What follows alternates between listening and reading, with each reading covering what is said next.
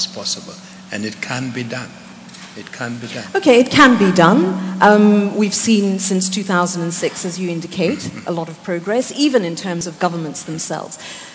But in order to effect real, sustainable, long-lasting change, there needs to be a program. How do you prioritize, or what are the priority areas that one needs to look at in order to effect the change you're referring to? First of all, you need the right seeds. You need to look after your soil.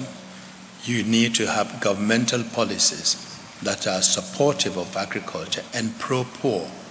If you have the right policies, the scientific research that goes on where you look at your seeds and create new varieties and really ensure that you do have storage facilities so that when the farmers come with a bumper crop, you're able to handle it, process some of the food, give them access to market, work with them. And it's happening. I was in a village in Kenya. We went to the market. Next to the market was a small office, maybe 5 by 5 yards. In that room were farmers making trade. I looked at this. You had on the board, on the vertical side, all the produce for sale, onions, maize, and others, and horizontally the cities, Nairobi, Mombasa, and they were looking at the prices, compared where the prices, and making deals on the phone. So I said they've created their own Chicago Board of Trade. They're on the move. So these things are happening around the continent, and I think it's going to move fairly fast once we gain traction. Okay, well, if I can come to the former president then of Nigeria. We often talk about political will. Do governments have the political will? We heard earlier about how CAADP, as Mr. Annan referred to it, Tanzania has come on board. Is there, however, a real enough or genuine enough political will to effect this kind of change? Because it's one thing to say, yes, we're happy to allocate 10%, but does that really happen on the ground? From what we have heard this morning, and from what we know is happening on the ground, there is now sufficient amount of political will in Africa to really have green revolution. We have heard the story of Tanzania. We've heard the story of Kenya. We have heard the story that the former Secretary General told us about Mali and his visit there.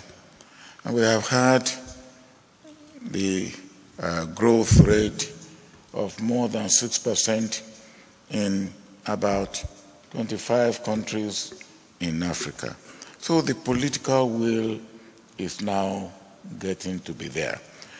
But there are also certain things that are now happening that we must applaud. In the past, we were not able to sustain. And we were not able to sustain for a number of reasons.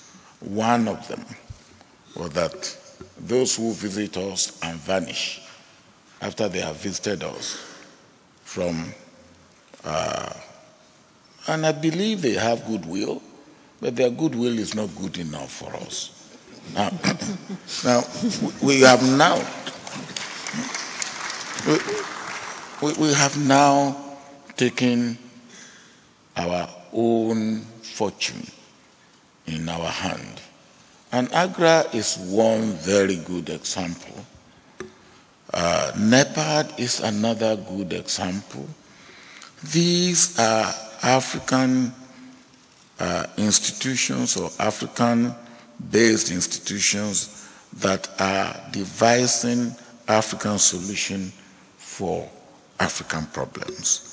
Now, those people who visit us and vanish and give us advice, you cannot support agriculture, there's no subsidy, you cannot do this, you cannot do that.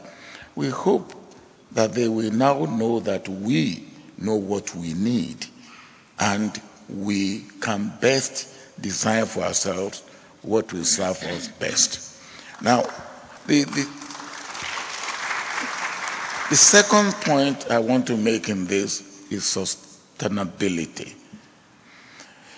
We have had problems of, you start a program anywhere in Africa, and when there is a little storm, that program either dries up, or when there's a change of political leadership, that program is no longer sustained.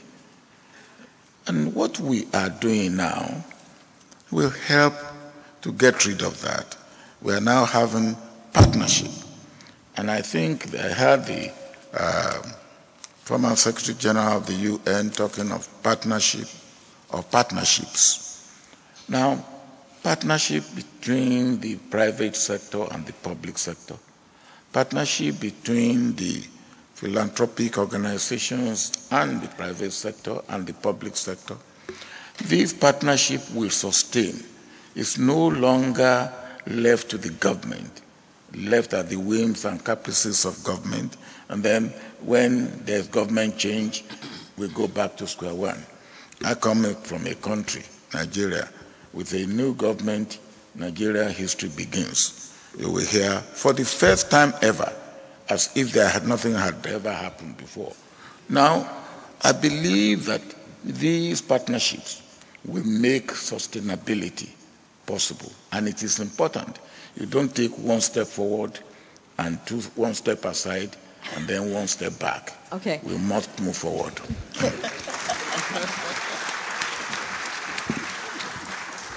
You, of course, just happen to be sitting next to Dr. Roden, who is from the Rockefeller Foundation, talking about public-private partnerships, philanthropy. Let's talk a little bit about that. There's a lot of criticism that everybody wants to come to Africa and tell Africans what to do. The former president of Nigeria has just alluded to that very point. Is this, for organizations such as yours, is this about the fact that you want to partner and finding African solutions for African problems? Or is this really an issue of, this is what we do, we're in philanthropy, and we're on the continent to do good things? Let's remember that we've already talked 3 times reverentially about Norman Borlaug. Norman Borlaug was a Rockefeller scientist sent to Mexico to help the Mexicans solve their food insecurity problem. And that began the Green Revolution in Mexico and, of course, spread to Asia as well. Philanthropy's role is to provide the venture capital, to be the risk taker, to push innovation, and to seek and support that innovation where it is occurring. So philanthropy is looking on the ground for where those innovators are, where the opportunities are, so that it can find those partners in whom to make strategic investments. The reason that we are so excited about a green revolution in Africa at the moment is that we see those opportunities on the ground. We see them in the readiness of governments, many governments really making strategic decisions about investments and new and different kinds of investments, forming different kinds of policies that are pro-poor and pro-agriculture. We see those partnerships in the farmers, in the NGOs, in so many who really recognize that Africa's future depends on a green revolution. It's not only its hunger will be changed, but also its economic future. And we see, for really the first time, an investment climate where there really are potential partnerships with new and different kinds of investors, not those looking for short-term opportunities, but those who really want what we've been trying to seed at Rockefeller, the impact investors who are looking appropriately to make a financial return, but are also in it for the long haul to make social and economic impact. We see those investors globally and we see them on the continent, ready and able to contribute in innovative ways to a green revolution. So we're the seed capital, not the tellers of the truth. Sylvia, perhaps if I could have you address that very point as well. Certainly. The question of how we think about the leadership on the continent and what our role is, we're actually very supportive and believe that the solutions need to be led. Government, the needs and leadership need to come from the continent. And a very specific example of how we think about those issues, when we were entering into agriculture and thinking about supporting efforts on the continent of Africa and working with the longtime investors Rockefeller, we got together and instead of opening an office that was a joint Rockefeller-Gates office to do this,